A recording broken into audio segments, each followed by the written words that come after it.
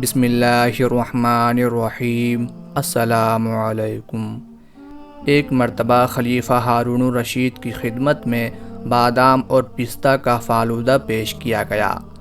فالودہ اس قدر خوش ذائقہ اور شیریں تھا کہ ہارون الرشید کی طبیعت باغ باغ ہو گئی۔ جی میں خیال آیا کیوں نہ ایسا لذیذ مشروب ذہین و فطین عالم کی خدمت میں پیش کیا جائے۔ ہارون الرشید علماء کرام کا بڑا قدردان تھا۔ اس نے اپنے بیٹوں کی تربیت بھی اس طرح کی تھی کہ وہ علماء کرام کے جوتے اٹھانے پر فخر محسوس کرتے تھے۔ وہ خود بھی علماء کرام کی دعوتیں کرتا۔ چنانچہ اس نے اپنے دور کے مشہور فقیہ قاضی ابو یوسف یعقوب بن ابراہیم کو دعوت طعام دی اور ان کی خدمت میں وہی مشروب پیش کر کے اسے نوش کرنے کی درخواست کی۔ جب قاضی صاحب نے اس قدر جاں فضا اور خوشگوار مشروب نوش کیا تو ان کا دل مسرت سے لبریز ہو گیا۔ انہوں نے اس مشروب کے متعلق تعریفی کلمات ارشاد فرمائے۔ خلیفہ نے انہیں بتایا کہ یہ پستہ بادام کا فالودہ ہے اور خاص طور پر میرے لیے تیار کیا گیا ہے۔ آئندہ یہ فالودہ میرے لیے تو ہفتہ میں ایک مرتبہ اور آپ کے لیے روزانہ تیار کیا جائے گا۔ قاضی ابو یوسف یعقوب بن ابراہیم نے یہ بات سنی تو کھلکھلا کر ہنس دیے۔ جب خلیفہ نے اس طرح بے ساختہ ہنسنے کی وجہ دریافت کی تو انہوں نے بتایا کہ دراصل مجھے یہ جان کر کہ یہ پستہ بادام کا فالودہ ہے اپنے استاذ محترم کی بات یاد آ گئی جسے اللہ تعالیٰ نے سچ کر دکھایا ہے۔ بات یہ ہے کہ میرے بچپن میں میرے والد ماجد کی وفات اور گھر میں ناداری کی وجہ سے فاقوں تک کی نوبت پہنچنے لگی۔ میری والدہ نے اس صورتحال سے نمٹنے کے لیے مجھے ایک دھوبی کے ہاں مزدوری کے لیے بھیج دیا۔ چنانچہ میں روزانہ دھوبی کے ہاں مزدوری کے لیے چلا جاتا۔ راستے میں امام ابو حنیفہ رحمۃ اللہ علیہ کے پاس طلباء کو حصول علم میں مشغول دیکھتا تو میں بھی کبھی کبھار ان کی مجلس میں بیٹھ کر درس سننے لگتا۔ مجھے ان کے درس سے لطف حاصل ہوتا تھا۔ چنانچہ میں نے اپنے کام میں ناغہ کرنا اور ادھر درس میں بیٹھنا شروع کر دیا۔ جب میری والدہ کو اس بات کی اطلاع ہوتی تو وہ مجھے لینے آ جاتی اور مجھے کام پر جانے کی ہدایت کرتی تاکہ گھر کی دال روٹی چلتی رہے۔ جب امام ابو حنیفہ رحمۃ اللہ علیہ نے یہ صورتحال دیکھی تو میری والدہ کو سمجھایا کہ بچے کو پڑھنے دو اور جس طرح ہو سکے صبر شکر کے ساتھ گزارا کرو، لیکن اس نے اپنی ناداری اور گھر میں فاقہ کشی کا عذر پیش کیا اور گزارش کی کہ آپ مہربانی فرمائیں اور میرے بیٹے کو میرے ساتھ جانے کی اجازت دیں تاکہ یہ دھوبی کی مزدوری کر کے پیٹ پالنے کا سامان کر سکے۔ چنانچہ میں ان کے ساتھ چلا گیا اور سارا دن دھوبی کے ہاں مزدوری کرتا رہا۔ اگلے روز پھر درس میں آ کر بیٹھ گیا۔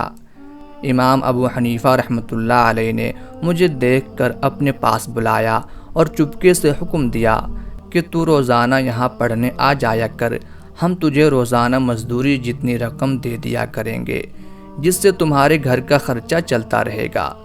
چنانچہ چند روز ایسا ہوا تو وہ دھوبی سیدھا ہمارے گھر پہنچا اور میری والدہ سے کہنے لگا، بی بی آپ کا بچہ کام پر نہیں آ رہا، اگر میں نے کوئی دوسرا بچہ کام پر رکھ لیا تو ناراض نہ ہونا۔ یہ سن کر میری والدہ پھر امام ابو حنیفہ رحمۃ اللہ علیہ کے پاس گئی اور دھوبی کی بات بتائی اور مجھے اپنے ساتھ لے جانے کی اجازت طلب کی۔ انہوں نے فرمایا، بی بی اس بچے کو علم حاصل کرنے دے، انشاءاللہ کسی دن اسی علم کی بدولت اللہ تعالیٰ تیرے بچے کو پستہ بادام کا فالودہ پلائے گا۔ چنانچہ میری والدہ یہ بات سن کر بادل ناخواستہ گھر آ گئی اور سوچنے لگی کہ ہماری قسمت میں پستہ بادام کا فالودہ کہاں، یہ تو امام صاحب کی محض جھوٹی تسلی ہے۔ اس کے بعد امام صاحب نے ہمیں گزارا الاؤنس دے کر پڑھانا شروع کر دیا اور آج اللہ تعالیٰ نے ان کی بات پوری کر دکھائی۔ قاضی ابو یوسف یعقوب بن ابراہیم بچپن میں نادر ضرور تھے لیکن بلا کے ذہین و فطین تھے۔ ان کی اسی خوبی کو حضرت امام ابو حنیفہ رحمۃ اللہ علیہ نے اپنی فراست مومنانہ سے بھانپ لیا تھا اور لائق شاگرد کی ایسی تربیت کی کہ وہ اس دور کی سب سے بڑی سلطنت اسلامیہ کے چیف جسٹس کے عہدے پر فائز ہو گئے۔ کوئی شخص خواہ کتنا ہی بلا کا ذہین ہو، جب تک اساتذہ کا احترام نہ کرے اور ان کی بتائی ہوئی باتوں پر عمل نہ کرے، وہ کسی بھی منصب اور عہدے پر نہیں پہنچ سکتا۔ چنانچہ حضرت امام ابو حنیفہ رحمۃ اللہ علیہ نے قاضی ابو یوسف یعقوب بن ابراہیم کو چند آداب سکھائے اور انہیں ان پر کاربند رہنے کی ہدایت کی۔ انہوں نے ان پر عمل کیا تو چیف جسٹس کے عہدے پر فائز ہو گئے اور عزت و آبرو سے زندگی بسر کرتے رہے۔ وہ آداب یہ ہیں: نمبر 1، عام لوگوں کے سامنے گفتگو نہ کرنا، الا یہ کہ وہ تجھ سے از خود کوئی بات پوچھیں تو اس بات کا جواب دے دینا۔ نمبر 2، اپنے سے بڑی عمر کے ان پڑھ لوگوں میں شامل ہو کر راستے میں نہ چلنا، کیونکہ اگر تو ان کے پیچھے چلا تو تیرے علم کی توہین ہوگی اور آگے بڑھا تو تجھے بے ادب سمجھا جائے گا، کیونکہ وہ عمر میں تجھ سے بڑے ہوں گے۔ نمبر 3، کثرت سے نہ ہنسنا، کیونکہ اس طرح دل مردہ ہو جاتا ہے۔ نمبر 4، راہ چلتے وقت دائیں بائیں نہ جھانکنا بلکہ زمین پر نظر رکھنا، الا یہ کہ مجبوراً دیکھنا پڑ جائے۔ نمبر 5، کسی کے سامنے اپنی تنگ دستی کا اظہار نہ کرنا۔ نمبر 6، باہمت انسان بننا، کیونکہ کم ہمت انسان کی کوئی وقعت نہیں ہوتی اور وہ لوگوں کی نگاہوں میں گر جاتا ہے۔ نمبر 7، جو مسلمان تجھ سے مشورہ کرے تو اللہ کی خوشنودی پر نظر رکھ کر اسے صحیح مشورہ دینا۔ نمبر 8، لوگوں کے راز افشا نہ کرنا، الا یہ کہ اس میں کسی مسلمان کا نقصان نہ ہو۔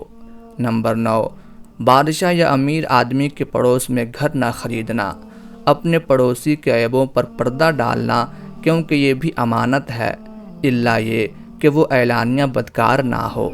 نمبر 10، ہر مہینے چند دنوں کے روزے ضرور رکھنا تاکہ دوسرے بھی تجھے دیکھ کر روزے رکھنا شروع کر دیں۔ نمبر 11، نمازوں کے بعد اللہ کے ذکر و شکر اور تلاوت قرآن کے لیے وقت نکالنا۔ نمبر 12، گفتگو کے وقت منہ پھاڑ پھاڑ کر بولنے اور آواز بلند کرنے سے گریز کرنا، کیونکہ یہ انداز قلت عقل پر دلالت کرتا ہے۔ نمبر 13، جب تو چند روز کے لیے کسی ایسے شہر میں جائے جہاں اہل علم موجود ہوں تو وہاں عام لوگوں کی طرح دن بسر کرنا، تاکہ انہیں یہ خوف نہ ہو کہ تو ان کا منصب اور مقام چھیننا چاہتا ہے، ورنہ وہ متحد ہو کر تیرے خلاف محاذ بنا لیں گے اور تیرے علم اور عقیدے پر طعنہ کریں گے اور تو مفت میں بدنام ہو کر نکلے گا۔ نمبر 14، عام گزرگاہ پر نہ بیٹھنا، اگر مجبوراً بیٹھنا ہو تو مسجد میں جا بیٹھنا، نہ ہی بازاروں اور مسجدوں میں بیٹھ کر کھانا، الا یہ کہ اس کے سوا کوئی چارہ نہ ہو۔